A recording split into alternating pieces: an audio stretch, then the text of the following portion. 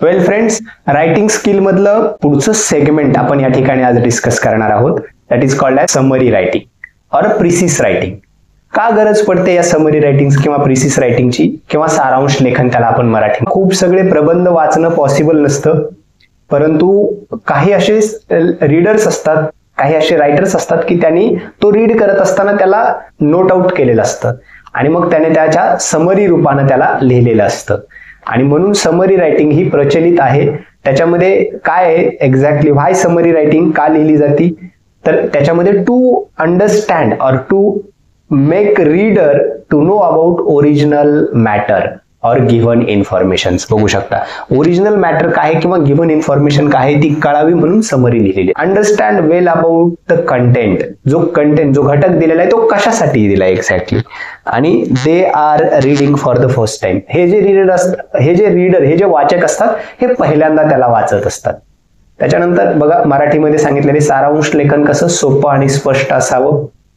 जे काही आवश्यक मुद्दे आहेत म्हणजे जो मेन कंटेंट आहे त्या कंटेंट मधले मेन मुद्दे समाविष्ट असायलाच पाहिजेत आणि त्यामुळे तुम्हाला सर्व मुद्दे इन्क्लूड करावे लागतील, समाविष्ट करावे लागतील.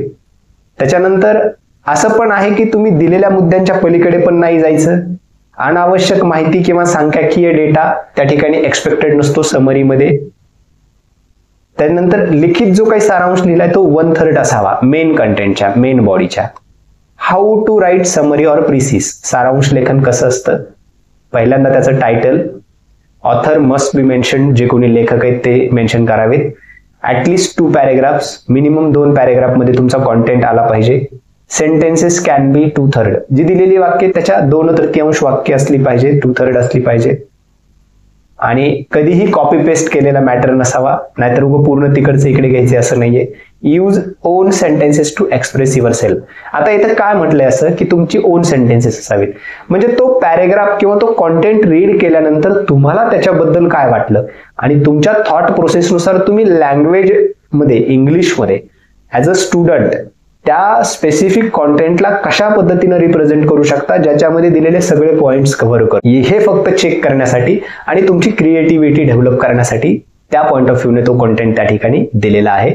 So try to write down in your own language. आणि grammatical flow and knowledge is must. आता जे पण काही लिहितो आपण ते ग्रामॅटिकली 100% करेक्ट असावं आणि तुमचा जो रायटिंग फ्लो आहे तो प्रॉपर असला पाहिजे. दॅट शुड बी चेक्ड आणि त्याच बेसिसवरती मार्क्स पडत असतात. त्याच्यानंतर करेक्ट व्होकॅब्युलरीज. आता तुम्ही जे काही शब्द साठा यूज करताय तो तिथे जार्गन वर्ड्स मगाशी आपण मागच्या एका लेक्चरमध्ये पाहिलं होतं, तर जार्गन वर्ड्स का नसावेत, तर ज्याच्यामुळे संदिग्धता निर्माण होईल, कॉम्प्लेक्स क्रिएट होईल. तर व्होकॅब्युलरी शुड बी करेक्ट आणि समरी शुड बी ऑब्जेक्टिव्ह.